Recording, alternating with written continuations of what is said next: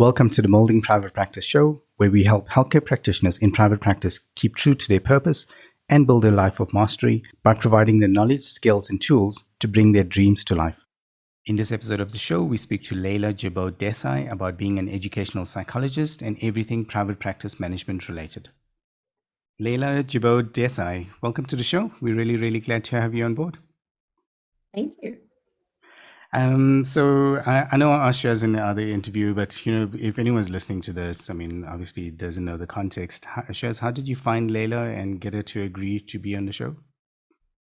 So when I was looking for guests for this quarter's episodes, Leila and I had connected on LinkedIn. I think it was about a year, maybe more ago. And I just kind of sent her the invite and we chatted back and forth about topics and eventually settled on a date, and Leila agreed to come on board. So thank you. Well, thank you for finding me, Shaz. It's been an adventure. It just shows you how fast time goes by, eh? Like now we're talking about a year of like comms back and forth, culminating in something like this, where we're doing an episode. But it's always interesting for me how time goes by. Do you find the same as well? I do. With regards to time, absolutely. It's shocking. We're in 2022. It's shocking. We're in February of 2022. It feels like October already, because everything is going so quickly. Time is going by so fast, and so is the world. Seemingly that we are all being faster than normal. So because you're a psychologist, and before we go into the meat of the episode, do you have any hints on how do we slow that down? I have to ask that. 100%. If you have not endorsed in the practice of mindfulness as yet, do yourself a favor and take on that invitation for yourself. I'm finding that personally, something that is such a beautiful practice that we need to endorse more of. It's non-secular. It can be religious, it can be spiritual if you interpret it that way, but it's non-secular in its principles. And I find this Buddhist method of meditation extremely important to me in slowing things down. When the world feels like a tornado, mindfulness for me is the eye of the tornado. Everything is moving quite fast, and just to understand your mind space and your mindset, and to understand, okay, I'm not my thoughts. I'm right here, I'm in the center, and these are my feelings, and these are my thoughts. And just to notice that difference allows me to be more centered and present. Yeah, thanks for saying that. So where we stay, there's actually a Buddhist meditation center not far away. We used to go for the meditations, and I remember my wife, she got us, I don't know if it was an anniversary, it was something, but she got us this Buddhist retreat. I think it was called Emonyeni, if I remember right. But it was like you go on a Friday and you come back on a Monday morning or maybe Sunday night. And it was like very, that was the first time I actually understood meditation, and about being in that moment. And because I think, the Buddhist religion definitely, it's a big part of how they, seem to go about it. So yeah, thanks for mentioning that. I know it's not quite on, we were talking about time, so I had to ask, but we're talking about being a psychologist, and how you came across being in the profession. And I always ask this because as a little boy and a little girl, people always ask you, like, what do you want to do when you grow up? And so did you say you wanted to become a psychologist? Absolutely not. Oh, goodness me. I wanted to be an astronaut. And I was definitely aiming for the stars there, but ended up on the moon, which was just fascinating. So absolutely not. If anything, I think psychology finds you. You do not find it. It actually does just find you. And the fascination didn't start when I was little. If anything, I'm a true believer that your purpose changes at different facets of your life, from being a child of wanting to be someone from an astronaut into becoming a foreign affairs minister, going into university and studying law and politics and having, psychology as my filler course, and then realizing I'm in love. And this is my fascination. and it's found me. And then realizing this is who I am. I think this is who I am.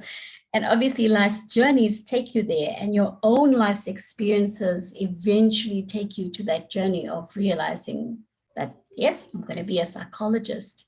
So no, it wasn't the intentional goal, but it found me.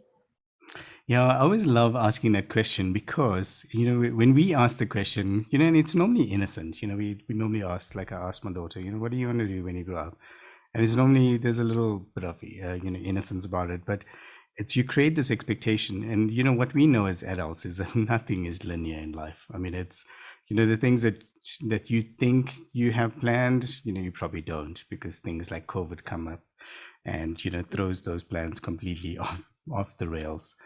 So I'm glad you mentioned that, and I'm even more intrigued to understand how you got to that point of being registered as a psychologist. Can you take us through that? Sure. So, like I said, going into university and actually having this intention of becoming a foreign affairs minister, and studying politics and law, and following suit of people who are around you, family that's around you, saying, oh, you're going to enjoy this and we love this or whatever. And then noticing you're the anomaly. You're liking something completely different and something has found you. And it's almost like psychology envelops you. It intrigues you. And like you said earlier, you're going down a rabbit hole. And psychology is just about how much deeper that rabbit hole can actually go. And so it started off as that, doing my undergraduate and then changing my majors to psychology now. And completing that and then embarking on life's journey, I wanted to work immediately after that. And everything from owning my own business and then embarking and going to Korea and working there for 2 years, not knowing the language at all, not knowing anyone, and just living there and experiencing different diversity, different culture. And once again, psychology was just finding me there and listening to, human beings interacting and communicating and celebrating life and living life. And here comes in, the Buddhist principle, not religion, but philosophy of life, of suffering, of living, of non-attachment. And it's intriguing me. Something's calling me again. So every time I tried to venture away from it, it was almost something that lures you back. And it was just so beautiful. And then coming back to South Africa and making that decision to go further, to take that step. There was a personal tragedy that I experienced as well, and just going to that traumatic experience of understanding how, my physical body is related to my mind, my mindset, my mental well-being, to my spiritual well-being, to my occupational well-being, to my social well-being, and understanding this concept with a very good therapist as well, once again pulled me back into that rabbit hole. And it never ended. After that, I applied to do my honors and was gracefully accepted into that. And obviously thrown into that, you don't want to stop. And then did my master's, through UJ as well, my alma mater, and became a psychologist. And once again, I find myself not stopping and now completing my PhD in May this year. And now I've said, after this, I'm going to stop studying. But that's the thing with psychology. It's an oasis of knowledge that just completely becomes more full and more full. It never gets dry. And it's being a psychologist for me is having this thirst that just cannot be quenched. And psychology for me is my oasis. That's the one thing that I would go to again and again. And it's so abundant in its knowledge. Yeah, it sounds like you had quite an interesting, career so far. And I love how you said that, because, that's the one thing I do find with psychologists is, I think the work is difficult. So I think, working with patients, is that, but they actually enjoy what they're doing. It's almost, you do need that break, it seems. But even hearing you speak now, just reinforces that idea for me, is that you actually, love what you're doing. And that is amazing. Because firstly, you're in a caring profession, you're making a difference. And secondly, you love what you're doing. That's like a recipe for anyone to live a better life. So yeah, well done for eventually finding that and going down the rabbit holes. I don't know how Foreign Affairs Minister kind of came in with that, but that was interesting as well. How you thought you would get there. But I think you did fulfill part of it by just living in another country, which I thought is pretty cool and brave.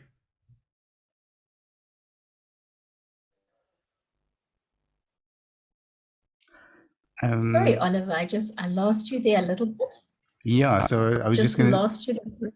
Yeah, I was just saying. So yeah, going to Korea. I mean, that was quite a brave move, and I think well done for doing that, because I think lots of people think about it, but not many people do it, and I think so you definitely seem like one of those people that do it then. Thank you. Thanks for that.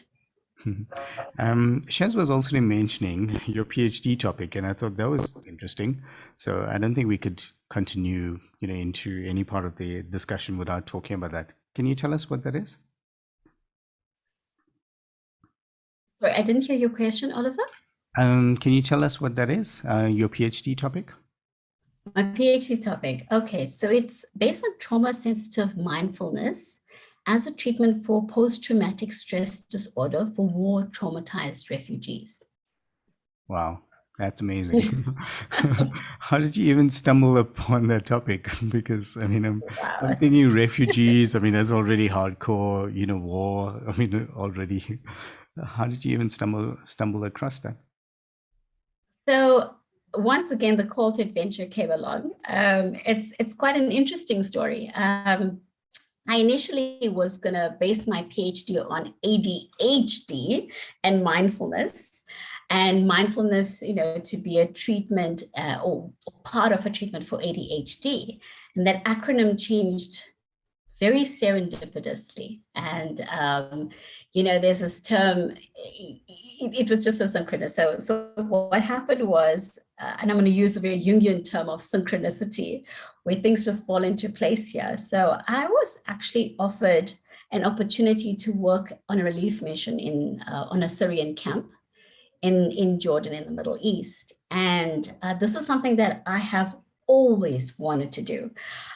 Always wanted to extend myself, outside the confinements of what people believe or society believes psychologists should be doing. And I do not confine myself to my practice itself. And I wanted to go out there and volunteer my services to the Syrian refugees to see how we can help them in terms of suffering, in terms of what they've been experiencing, and just to be there for the refugees and understand in which way can mental health be explored and be understood, and to bring some kind of intervention for them. So while I was there, I was very fortunate enough to be on a rotation on different Syrian camps, and that was part of the Atlantic Humanitarian Relief.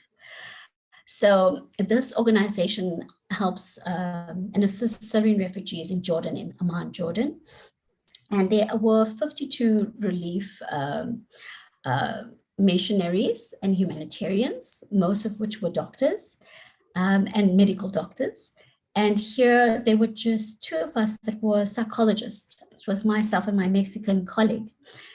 And we were seeing patients and clients for up to about 21 a day. And this is quite a bit for psychologists. But the scenario for it is not what we deem as our psychological treatment, venues, as a couch and a chair. No, we were on actual Syrian camps and on these refugee camps, which were not ideal, which took us completely out of the comfort zone into a real life, here we are, this therapy. And this has been my passion for as long as I can think of. This is trauma therapy at its core. And just listening to their narratives, just being with them and understanding the suffering that they've been through, the tremendous loss and grief and trauma that they experienced. And while I was there, you're given a very limited amount of time in which you need to adapt a treatment and you need to adapt an intervention to actually address whatever that challenge was. And because the theme of PTSD was found in most of my cases that I dealt with, I started employing mindfulness to provide them with a technique. And mindfulness was the most adaptive intervention that I could think of that, crossed over barriers and crossed over language barriers. It was a very easily implemented technique. It was the controlled breathing, awareness of breath, noticing the feelings, separating my thoughts from my feelings, understanding that it's actually okay. And just giving them these kind of practices that they could continue after our sessions was very encouraging for the Syrian refugees. And I worked with the translator that was provided to me, and it was just outstanding in those 10 days that we were there on different Syrian camps in seeing all the refugees. It was just amazing at how they were receptive to this mode of intervention. So when I came back and I met with my supervisor, who was recovering in hospital at the time, and she wanted to know about what happened, how did it go? And this was purely a non-work related visit to my PhD supervisor. And she had the smile on her face as I was speaking, and I know her, she's like a dog with a bone. And I thought, no, something's going on here. And I said, what's going on? And she said, ADHD is not your topic. This is your PhD. And I said, no, I've already gone through my literature review. No, it was a resistance. And she says, this is it. This is what your passion is. This is trauma. This is real life. You are right there. You've got it. You've written up your case studies. This is it. And that's the story. I went home and she said, just sleep on it. And I slept at 3 o'clock in the morning and chapter 1 was done. So it changed. It was very inspiring, and it just changed overnight. Wow, that's very, very, very cool story. I mean, yeah, it's amazing, hey? I mean, I think you definitely live as you want to see it. That seems to be, because that's the question I had, was the language barrier, because that couldn't have been easy, to do, but obviously you made it work. Well, you are provided with professional translators, so each person, each healthcare professional is provided with a translator. Fortunately enough, it is a Syrian translator as well. So it's just wonderful. You spend days with your translator listening to their stories, and right there, that relation, that human connection is just profound in those days. Yeah, so anyone that complains about community service work, I mean, I'm sure should listen to this, because it's probably community service, on steroids, being in that type of environment.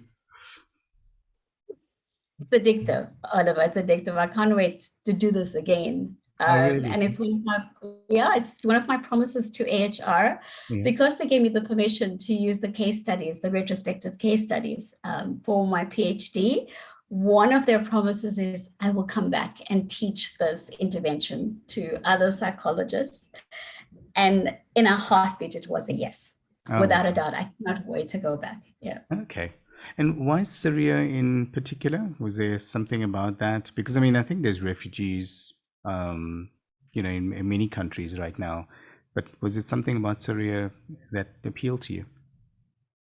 It was actually the relief mission itself. So very often we hear of relief missions that only involve medical professionals, as in terms of doctors, cardiologists, but very few ask for mental health workers. So the Atlantic Humanitarian Relief was one of the relief missions that actually had a call for psychologists to help. And their recognition of mental health, that for me was the invitation. It was completely non-questioning. I just immediately applied to be part of the relief mission. And it was for the Syrian refugees. So had that been an invitation that extended or was extended to psychologists or mental health workers elsewhere, and had I received that before that, it would have been a no-brainer as well.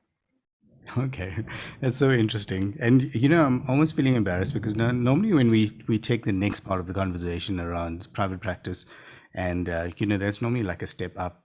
I mean, with this story, you basically went past that level. So now it's like trying to bring it back. But I have to ask, at some point you decided you're going to go into private practice. For most practitioners, that's quite a traumatic event, as in, there's a huge jump into something like that.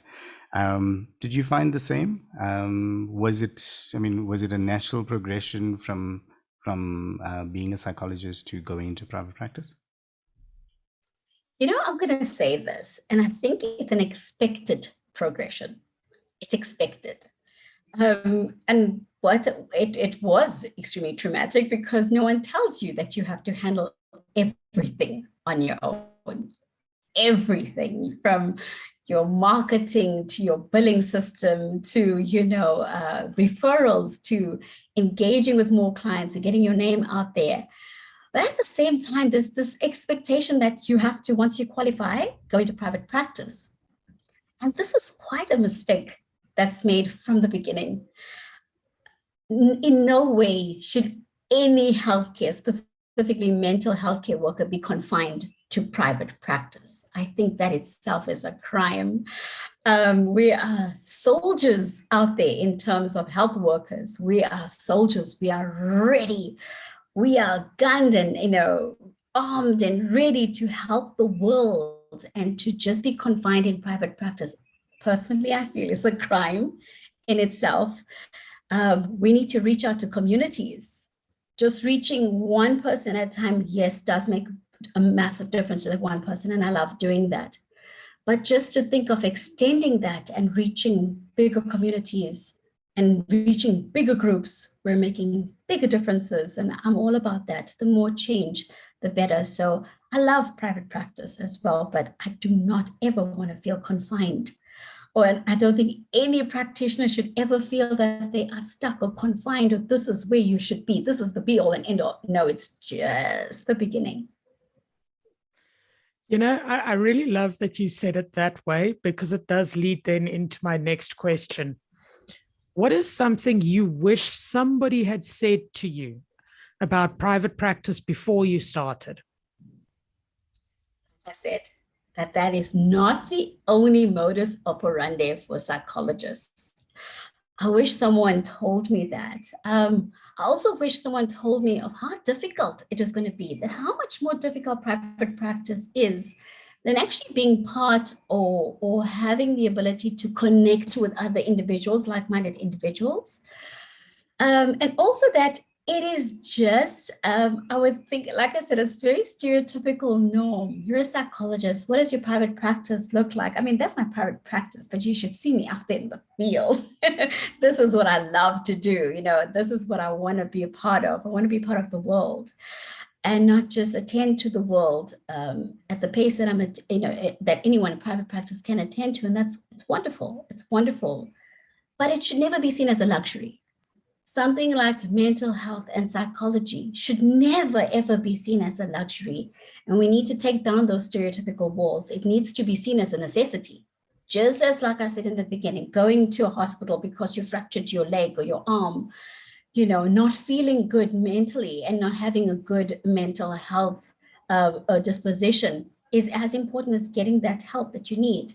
And unfortunately, private practice seems to be very popular in South Africa and also the world abroad, but we need to make this practice more accessible. I like that. And I think you might be onto something, because everyone says that, right? I mean, it's the caring profession and most healthcare practitioners. But what you're saying is almost like a holistic view of being a healthcare practitioner. Maybe there's some community work, maybe there's some private practice, maybe there's some outreach activities. And I think I like that. I don't think there's as many people, or I don't think there's anyone that hasn't actually mentioned that. Because it's normally you do your community service and then you kind of figure out, like, do you go into government or do you go into private practice?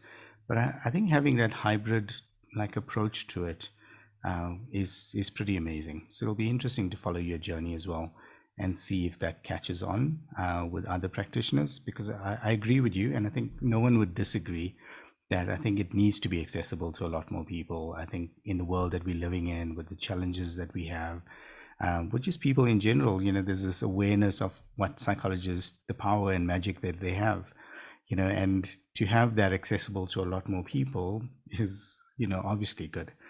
But how do you make that available? I mean, I think there's people struggling with that concept right now. Whether that's even medical aids, we'll go into that type of discussion. But even medical aids, I mean, would only give you X amount of sessions, to sort out your stuff. But that by its own, even as I say it, that's, it doesn't work like that. It's a process and stuff like that. But I like what you said about Syria as well, because in that circumstance, you almost could give them the tools, to be able to get better. So, that's interesting for me as well, is how do you almost make it more mainstream? So, yeah. In terms of private practice, you said difficulties, and I think we can't let that go until you tell us what were some of those difficulties? So my private practice began way before social media became one of the nicest norms to actually market your business out there.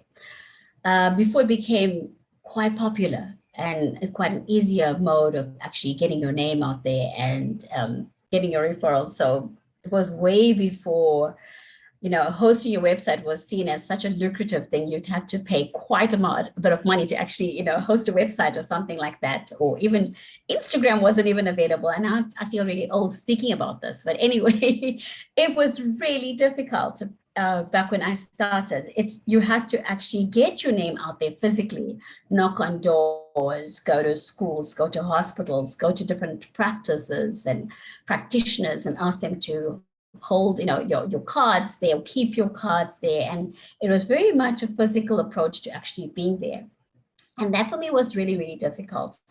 Also competing in a field of veterans that are so popular and dominating in the field because they were being popular, being lecturers and being people that you've heard of or have written books that you studied at university, and you're in this field of competing with these veterans and you sing as this newbie it's very, very intimidating, but at the same time should never put you off.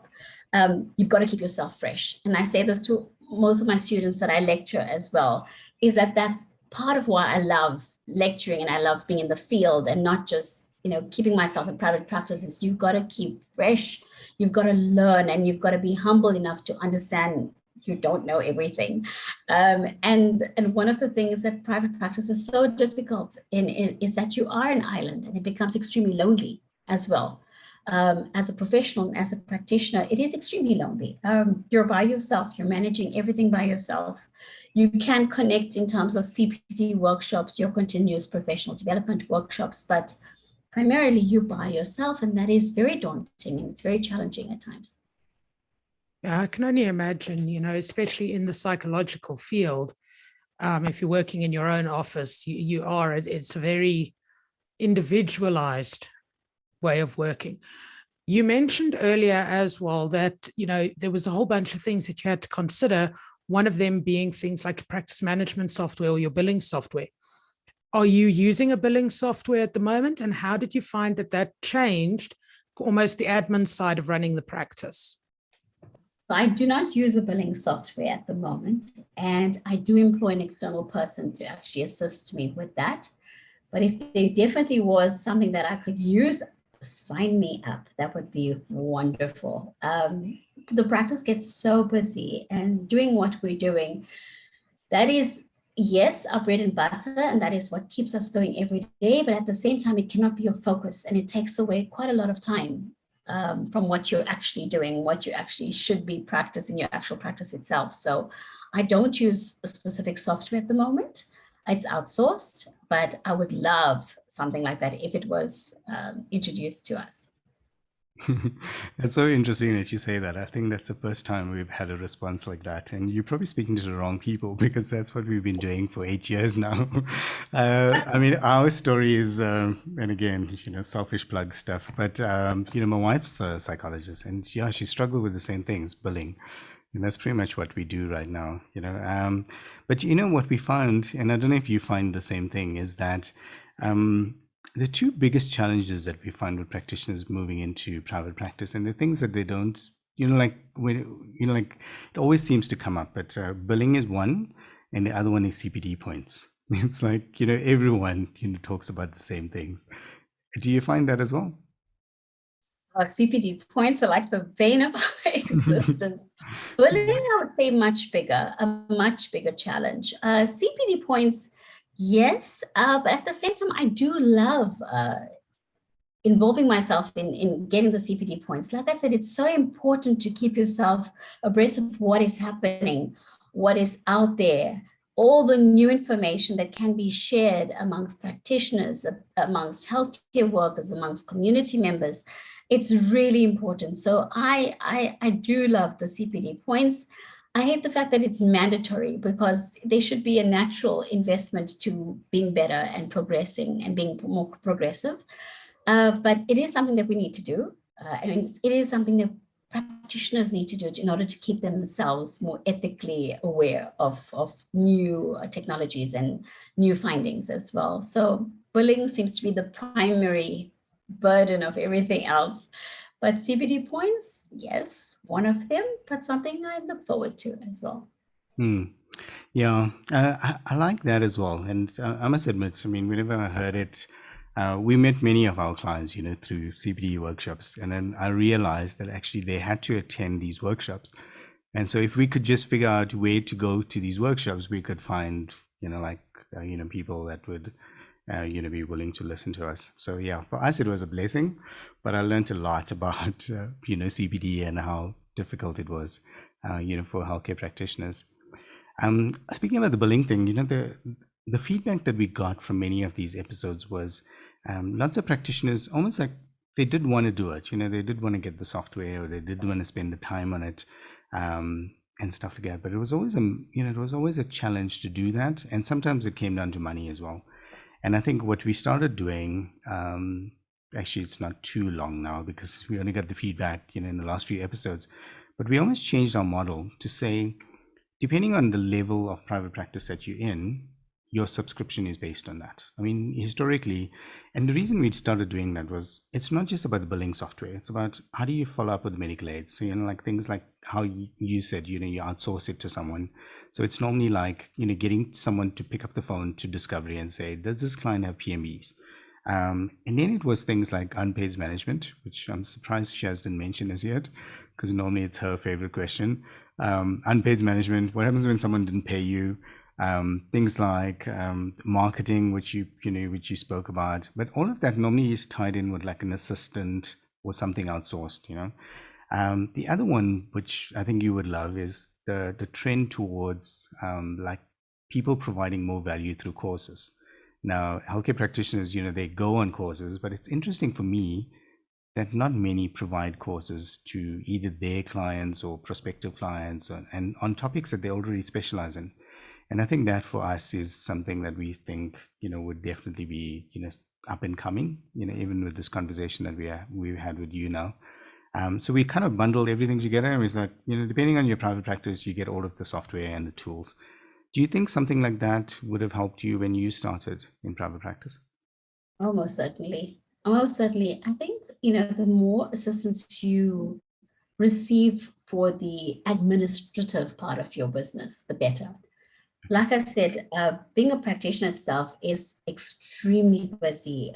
It requires a lot of time to actually do the job you actually study to do, the meeting with the clients and your research for each client, your feedback, your intervention, that something as important as billing needs attention, needs adequate attention and time, which you basically are spread very thin for.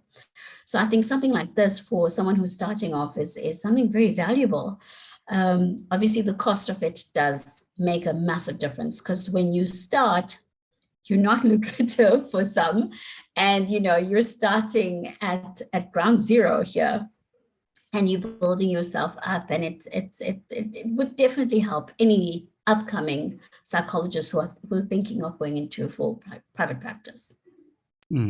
Yeah, thanks for saying that, because I mean, we played around with the idea a lot, and for us it was interesting because when we first started, the subscription price was low, and then we found that as we increased the subscription price, people took it more seriously. So there's something about that, the psychology of like price and value and stuff like that. But the more feedback we got was from their practitioners was that we just couldn't afford the software initially. And I thought, we had a stage where we could do that. And so so far it's being received well. And I think it'll be interesting, to see how that goes. But we're definitely keen on that idea. It's like when you're starting off, you pay something as, as simple as 50 rands a month or whatever, and then you get the full stack. But we find that, clients would normally, because once they're bought into the, into the solution, they normally stay on, for many years, using that solution. So that's a good way to do it. Unpaid management, have you found, or does your assistant or outsourced provider normally just deal with that for you? Do you find clients don't pay you? Is it a is it a taboo topic? No, it's not taboo at all. I would say I'm actually quite blessed not to have that situation. It is a cash-based practice as well, and that's one way it actually secures me of doing my business. And what I do have is professional indemnity with FNB, also offers you that. And in signing that professional indemnity, they often provide you with the assistance for debt collection as well. So it's an annual subscription that you subscribe to FNB, and they take care of that. So fortunately, I'm going to knock on wood here. I haven't had that moment where I needed to call on them or to use them. I do find it quite, I think with my clientele as well, depending on, the socioeconomic status as well, I'm also quite flexible, and quite understanding, especially with our climate of people that need help and assistance. I've not, fortunately, I haven't experienced that. I'm actually quite interested in the fact, Leila, that you said, you are very much a cash-based practice, because I'm picking up that a lot of practitioners seem to be moving in that direction. So what made you decide that you were going to be a cash-based practice rather than submitting to medical aids? Was there a clear point where that decision came in, or was it just something that right from the beginning you kind of said, I'm going to be cash, client needs to submit to their own medical aid? And then part two of that is, do you find that because you don't submit to medical aid that you lose clientele? So I think part of making that decision is the communication amongst other practitioners in private practice, that actually was a much more easier way of sustaining your private practice as well. In terms of sustainability, that was the easiest way of actually going forward. There has been a lot of dispute with many medical aids. And at the same time, there are situations where clients would submit medical aid numbers, and then there'd be or misunderstanding or some kind of, socioeconomic crisis that they were in that doesn't actually exist. And now with the PMBs coming into effect for psychology as well, it has made a difference. But the reason for doing that was primarily based on my own research of actually communicating with other practitioners on the best way forward. No, I haven't found that has cost me clientele in terms of, clients who just want to submit to medical aid. No, I haven't found that, fortunately, again. Yeah, and I think that's what we're trying to get with these episodes as well, is almost that some of the decisions that you're making in your own practice, can it benefit other practitioners maybe thinking about these things or considering it. So I think thanks for sharing that.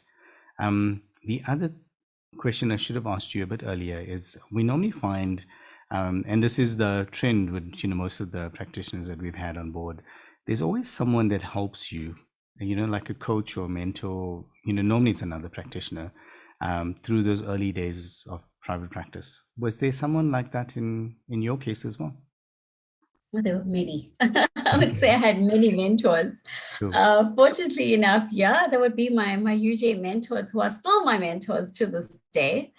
Even though I think one is retired, I still rely on them.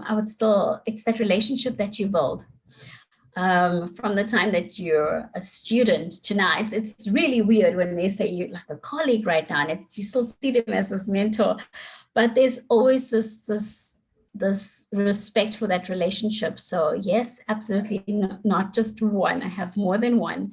And it's important, like I said, to not just manage yourself or manage your practice like an island. You've got to build those relationships, that legacy of relationships. And that is so important. As much as you want to remain private and independent, it is important to connect with mentors and with other veterans or people who have been in this practice for a while. Mm. I think UJ, does have quite a strong community of that. I think especially in the psychology department. Um, and I think it must be quite gratifying for them as well, knowing or hearing your story and how you helping people, and also the varied aspects of your private practice, to know that they almost like played a small part in that. I think there's something about that. And what you said about your students, encouraging them, to do that stuff. So yeah, I think there's definitely that circle to it, which must be quite nice for them as well. My students, strangely enough, are not UJ students, and that's terrible. It's actually SACAP students.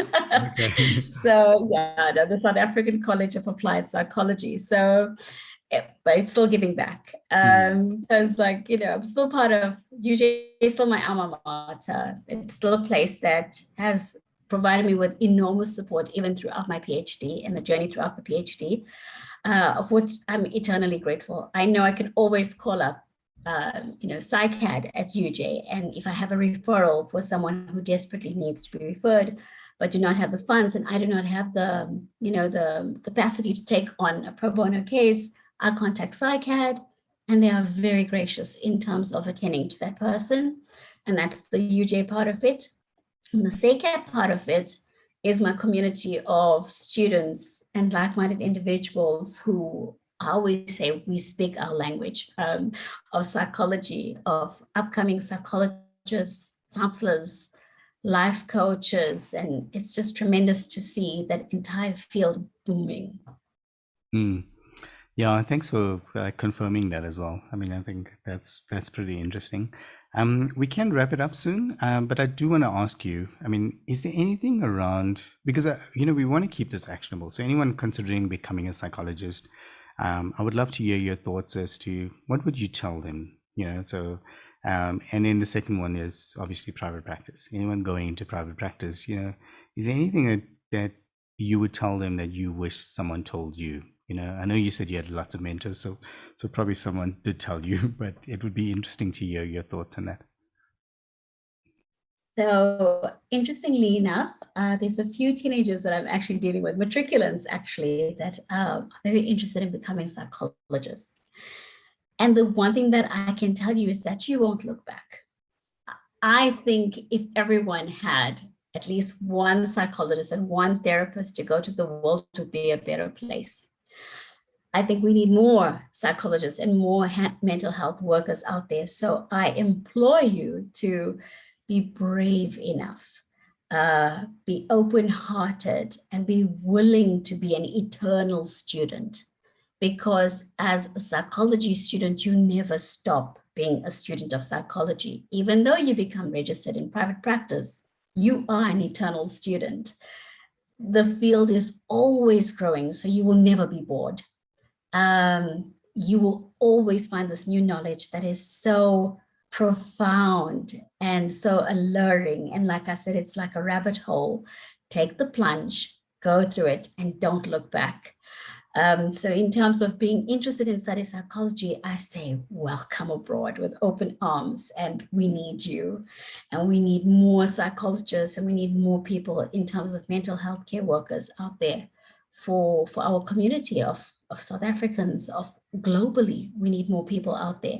How wonderful would the world be if everyone had someone to go to or pick up and call when we needed it, or whenever we wanted to or needed to, and someone who was trained enough and skilled enough to educate you and guide you to what you need to actually source within yourself to overcome and address certain challenges that you go through. And in terms of private practice, I would say, do not become an island. Do not be that island. Connect. Do not ever underestimate the power of connection and of relationships. Have an oasis of relationships. Network yourself, and not just for the purpose of networking for referrals, but in order to learn. Be open vessels of knowledge from each other and share. There is no stealing in psychology, there's only sharing. And if we share more of the knowledge that we have, we help each other. And by helping each other, we are helping more clients and we are helping the community. So don't be an island, be brave enough to connect, and don't underestimate that value of connection with like-minded individuals. I love that. Yeah, and it kind of goes with one of the things we firmly believe in, which is abundance. I think most people are, it's always like the negative aspects. We need to close it down. We need to, like from a competition point of view and stuff like that. But I think the world's big enough. There's enough people. There's enough things to do that I think you can almost open that up. And I like what you're saying about the island. Don't be an island, because I think with the connections you become richer from that. From an experience point of view. And I think we spoke about it, I think, in the other episode as well. Sometimes you can't even predict the changes you're going to be making. And I think that's the thing, is that by more of those connections and being open to it, you're probably going to be in a better space. So Shaz, on your side, is there anything that we should have asked Leila that you thought we missed?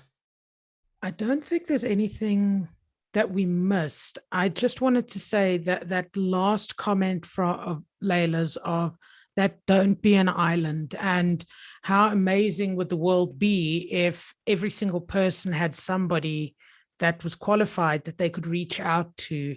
And I do think it makes a big difference. So I think anybody thinking of going into psychology, just have a listen to Leila and the passion for the profession.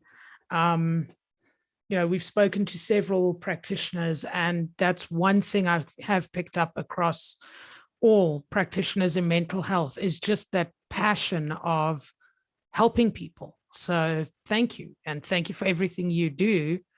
And I hope that you get that PhD, and your next trip to Syria, you can teach them your methods.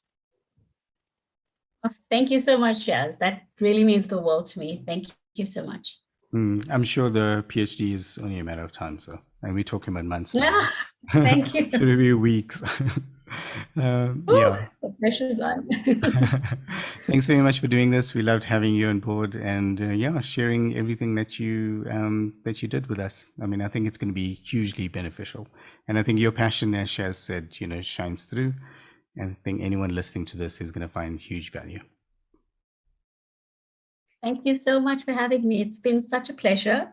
And I really hope that whatever you guys embark on, and you guys are doing such tremendous work, please go forth and just conquer. You guys are amazing. Thank you. Hey everyone, thanks for listening. As always, stay tuned and we'll speak to you in the next episode.